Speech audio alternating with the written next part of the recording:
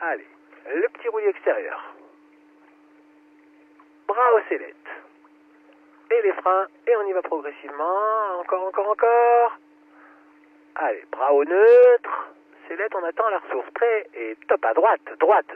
Joli. Bras haut. Allez, une tempo fort. Bras haut. Hop là. Alors, ok, c'est bon, on est détwisté. Alors, t'as perdu quelque chose. Il y a quelque chose qui est en train de tomber là-bas.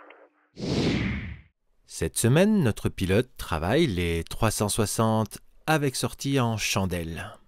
Il est équipé d'un cocon et d'une voile de catégorie C, peut-être un petit peu trop performante par rapport à son niveau. Il va réaliser un 360 un petit peu plus engagé que ceux que nous avions réalisés jusque-là. On voit bien pourtant sur cette image qu'il ne s'agit que d'un 360 à environ 25-30 degrés d'inclinaison. Ce n'est pas encore tout à fait ce que l'on pourrait appeler du 360 engagé. Le pilote réussit assez bien sa sortie en chandelle. Sa compensation est un petit peu tardive. C'est vrai que ça manque un petit peu de compensation de roulis. Nous sommes maintenant au sommet de la ressource.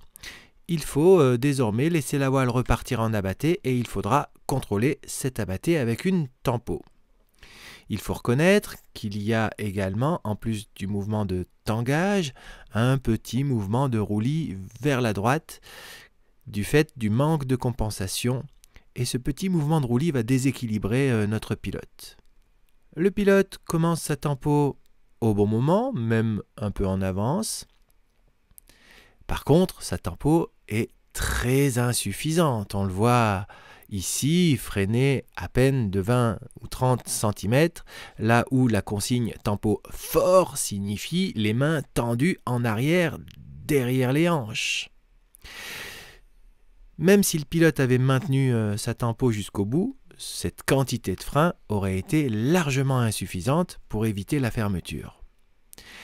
Et le pilote va en plus commettre sa deuxième erreur qui consiste à relâcher sa tempo beaucoup trop tôt alors que l'abatté n'est pas du tout fini. Ce qui a pour effet que la voile reparte de plus belle en abatté.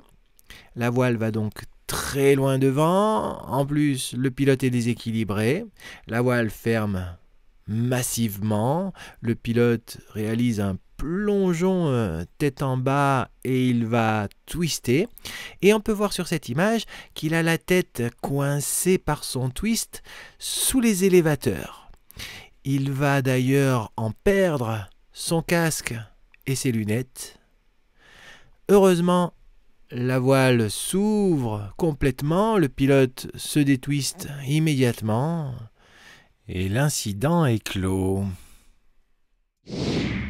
Revoyons cet abatté au ralenti en entier, avec cette tempo beaucoup trop timide et beaucoup trop courte, qui n'empêche pas du tout la fermeture. Et revoici la scène à vitesse réelle.